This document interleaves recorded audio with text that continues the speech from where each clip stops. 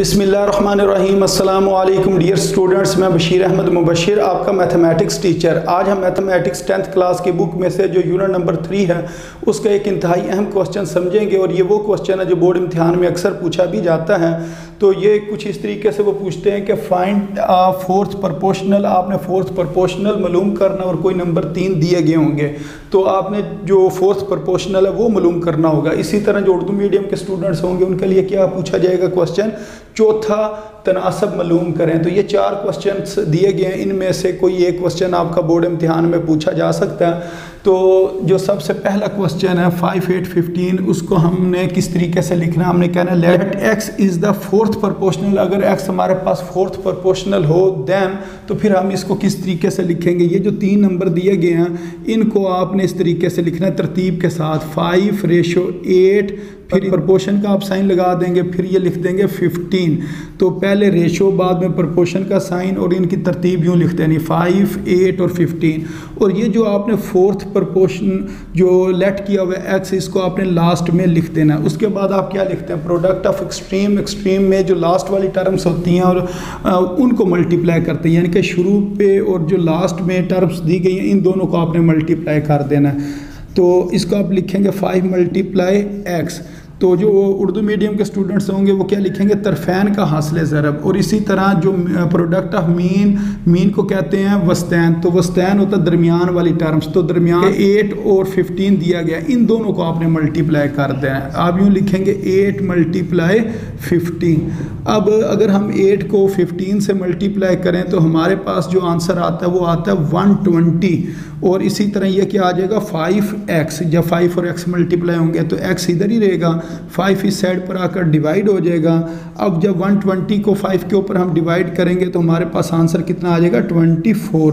तो इस तरीके से ये जो क्वेश्चन है इसने सॉल्व होना था। तो उम्मीद है आपको इस क्वेश्चन की समझ भी आ गई होगी। जी स्टूडेंट्स, अब इसके बाद जो इससे नेक्स्ट क्वेश्चन है उसको सॉल्व करते हैं। वो लिखा हुआ है 8, 7, 6। इसका हमने क्या करना है, चौथा तनासब या फोर्थ जो प्रोपोर्शनल पूछा है उसको आपने मालूम करना है। तो ये जो 3 रकमें हमें दी गई हैं इनको हमने अब किस तरीके से लिखना है। आपने सबसे पहले लिखना है let x is the fourth proportion. अगर x फोर्थ प्रोपोर्शनल हो तो फिर ये जो 3 रकमें हैं इनको आप यूँ लिख लें 8, 7 और 6। लेकिन ये जो पहली रकम है इसके बाद आपने रेशो का साइन लगाना है और दूसरी रकम के बाद आपने प्रोपोर्शन का साइन लगाना है, फिर आपने दोबारा रेशो का साइन लगाना है। और ये जो x है जो कि हमारे पास फोर्थ प्रोपोर्शनल है इसको आपने लास्ट में लिख देना है। अब आपने मल्टीप्लाई करना है कि इसको एक्सट्रीम वाली टर्म्स को, एक्सट्रीम वाली कौन कौन सी टर्म है, एक 8 है एक x है, इन दोनों को मल्टीप्लाई करना।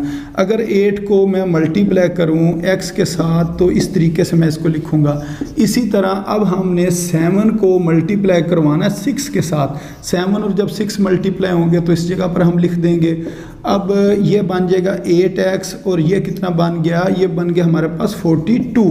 अब x की वैल्यू हमने निकालनी है तो जो 8 मल्टीप्लाई हो रहा है इधर आके डिवाइड हो जाएगा। अब ये दोनों सेम टेबल के ऊपर कट नहीं होते हैं तो फिर हम क्या करेंगे, इसको हम मसलन जो 2 का टेबल है उसके ऊपर इसकी कटिंग कर देंगे। तो इधर मैं लिख देता हूँ डिवाइडेड बाय 2। तो ये ऊपर आ जाएगा 21 और नीचे कितना आ जाएगा 4 आ जाएगा, क्योंकि 4 जब 42 को 2 पर डिवाइड करेंगे तो 21 आएगा, जब 8 को 2 पर डिवाइड करेंगे तो 4 आ जाएगा। तो इस तरीके से ये क्वेश्चन सॉल्व होना था। तो उम्मीद है आपको इस क्वेश्चन की भी समझ आ गई होगी। जी स्टूडेंट्स, अब इसके बाद जो इससे नेक्स्ट क्वेश्चन है इसको सॉल्व करते हैं। इस क्वेश्चन को एक दफ़ा इधर मैंने दोबारा लिख दिया। तो अगर इस क्वेश्चन को अगर आप देखें तो इस क्वेश्चन में x जो है वो लिखा हुआ है, यानी कि इधर भी x है, इधर भी x है, इधर भी x है। अगर क्वेश्चन में x लिखा गया हो तो फिर जो आपने फोर्थ प्रोपोर्शनल जो लेट करना है उसको x लेट नहीं करना, उसको क्या लेट करना है, a लेट करना है। इससे जो पिछले क्वेश्चन थे इस जगह पर हमने क्या लिखा हुआ था, x लिखा हुआ था। अब आपने कहना let a is the fourth proportional, कि अगर a फोर्थ प्रोपोर्शनल हो तो फिर इसको हम सॉल्व करेंगे। मसलन ये जो तीनों रकमें दी गई हैं इनको आपने तरतीब से लिख लेना। पहली रकम के बाद रेशो, दूसरी के बाद प्रोपोर्शनल, और ये जो a है इसको आपने लास्ट में लिख लेना। वरना आमतौर पर इधर हम x लिखते थे, लेकिन क्योंकि अब सवाल में पहले सही x आ गया, इस वजह से इधर x की बजाय क्या लिखेंगे, a लिखेंगे। अब हमने प्रोडक्ट ऑफ एक्सट्रीम लेना होता है, यानी कि फर्स्ट और लास्ट टर्म को मल्टीप्लाई करना होता है। 4x की पावर 4 इसको हम मल्टीप्लाई कर देंगे a के साथ, फिर इज इक्वल टू लिखेंगे। अब ये प्रोडक्ट ऑफ मीन या वस्तान का हासिल ज़रब, इन दोनों टर्म्स को मल्टीप्लाई करना है। 2x की पावर 3 और 18x की पावर 5, इसके दरमियान में अगर आप चाहें तो मल्टीप्लाई लिख लें, ना भी लिखें तो खैर है। अब इधर आपने ये करना है कि इन दोनों को मल्टीप्लाई करें। 2 को जब 18 से मल्टीप्लाई करेंगे तो 36 आ जाएगा। x की पावर 3, x की पावर 5, अगर बेस सेम हो तो पावर ऐड हो जाती हैं, तो इसकी पावर हो जाएगी 8 और ये बन जाएगा 4x की पावर 4 और साथ के आ गया a। अब a को इधर लिखा रहने देंगे और बाकी जो टर्म है वो दूसरी तरफ जाकर डिवाइड हो जाएगी। मसलन 4x की पावर 4 इधर आके डिवाइड हो गया। अब 4 1s are 4 और 4 9s are 36, तो इसका मतलब इस जगह पर क्या आ जाएगा, 9 आ जाएगा। अब ये ऊपर x की पावर 8 और नीचे x की पावर 4 है, इसका मतलब x को 8 बार लिखना है और नीचे वाले x को 4 टाइम्स लिखना। तो निचले 4 ऊपर वाले 4 से कैंसिल हो जाएंगे और ऊपर सिर्फ कितने x बचेंगे, सिर्फ 4x बचेंगे। मसलन ये मैं कह रहा हूँ कि x को आपने कितनी बार लिखना है, 8 टाइम्स लिखना है। 1 2 3 4 5 6 7 और ये 8, यानी कि 8 टाइम्स लिख लिया। नीचे x को कितने बार लिखना है जी, 4 टाइम्स लिखना। तो ये वाले 4 इस ऊपर वाले 4x के साथ कैंसिल हो जाएंगे और पीछे हमारे पास क्या बचेगा, 9 x की पावर कितना हमारे पास बचना है, पावर 4 बच जाएगा। या यूं कर लें, या सेकंड मेथड ये है कि आप यूं लिखें a बराबर है 9x की पावर 8 और ये जब x ऊपर जाएगा तो इसकी पावर -4 हो जाएगी और फिर इन पावर्स को हम ऐड करेंगे, यानी कि 8 -4 लिखेंगे तो यहाँ से a का आंसर कितना आ जाएगा, 9x की पावर 4 आ जाएगा। ये सेकंड मेथड है। तो जिस मेथड से आप मर्जी इसको कर लें, दोनों ही ठीक हैं। तो उम्मीद है आपको इस क्वेश्चन की समझ आ गई होगी। जी स्टूडेंट्स, अब हम जो सबसे लास्ट क्वेश्चन है इसको सॉल्व करते हैं। तो ये वाला क्वेश्चन एक दफ़ा मैंने ऊपर दोबारा लिख लिया। अब हम लिखेंगे कि let x is the fourth proportion. अब ये क्वेश्चन में a b इस तरह करके रकमें दी गई हैं। जब a b इस तरह की कोई रकम दी गई हो तो फिर आपने जो लेट करना है फोर्थ प्रोपोर्शनल, वो क्या करना है, x लेट करना है। लेकिन इस क्वेश्चन में x दिया गया था क्वेश्चन के अंदर, तो फिर हमने a को लेट किया था फोर्थ प्रोपोर्शनल।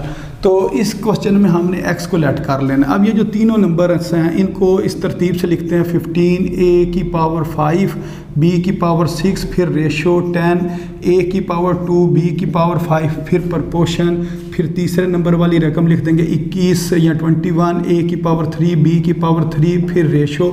ये वाला जो x है इसको लास्ट पे लिखेंगे। अब हमने प्रोडक्ट ऑफ एक्सट्रीम लेना होता है, यानी कि फर्स्ट और लास्ट टर्म को मल्टीप्लाई करना।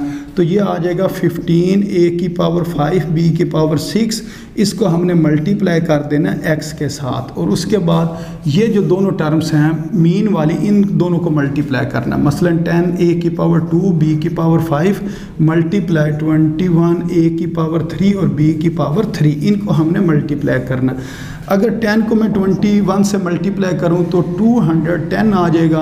अब ये a की पावर 2 है, a की पावर 3, तो a की पावर 5 हो गया, b की पावर 5 और b की पावर 3 पावर्स ऐड हो जाएंगी और ये b की पावर 8 बन जाएगा। अब ये x इधर ही रहेगा, ये वाली टर्म इसके नीचे आकर डिवाइड हो जाएगी।